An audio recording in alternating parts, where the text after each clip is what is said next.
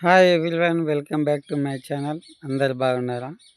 ఎందుకంటే గుండు గిక్కుడు అనేసి ఎక్కడికి వెళ్ళిన అనేది కాదు.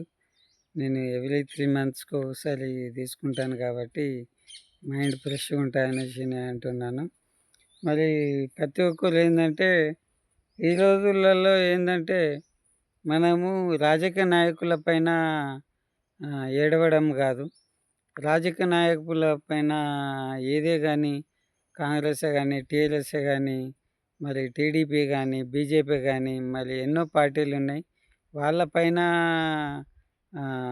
బురద జల్లడమే కాదు, వాళ్ళు వాళ్ళ పని చేసుకుంటూ పోతుంటారు. ఫస్టు మనం ఓటు వినియోగదారులం మనం కాబట్టి ఫస్ట్ మన లోపల మార్పు వచ్చినప్పుడు రాజకీయంలో మార్పు వస్తుంది, దేశంలో మార్పు వస్తుంది, ప్రతి రంగంలో మార్పు వస్తుంది. కాబట్టి మనం గ్రహించాలా.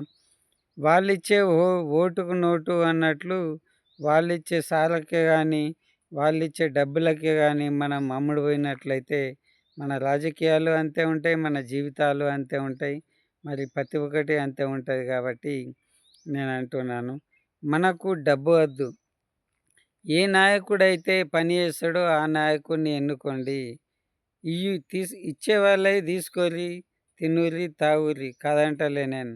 ఈవెన్ నేను ఏ పార్టీకైనా నేను ఎలక్షన్‌లో నిలబడ్డప్పుడు నేను మంచోని కాకున్నా నా భార్య, నా తల్లి, తండ్రి వాళ్ళు నాకు ఓటేయకున్నా నాకు పర్వాలేదు. ఎందుకంటే నేను మంచివాడిని కాదు కాబట్టి నాకు ఓటేయకున్నా పర్వాలేదు.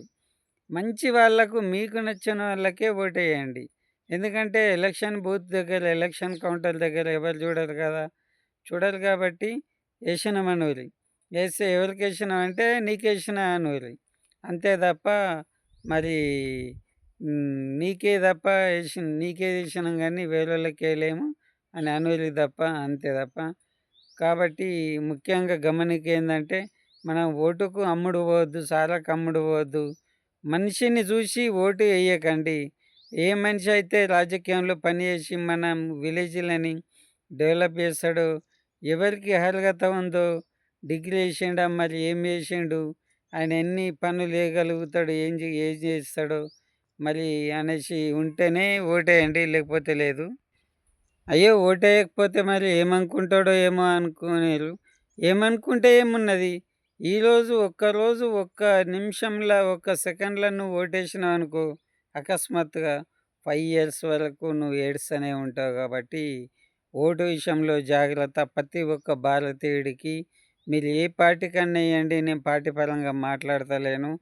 రాజకీయ నాయకుల లోపల మార్పు కాదు, ఫస్ట్ ఓటర్లలో మార్పు వస్తేనే మనకు రాజకీయంలో మార్పు వస్తుంది. కాబట్టి ప్రతి ఒక్కరూ ఓటర్లకు మార్పు రావాలనేసి నేను అంటున్నాను.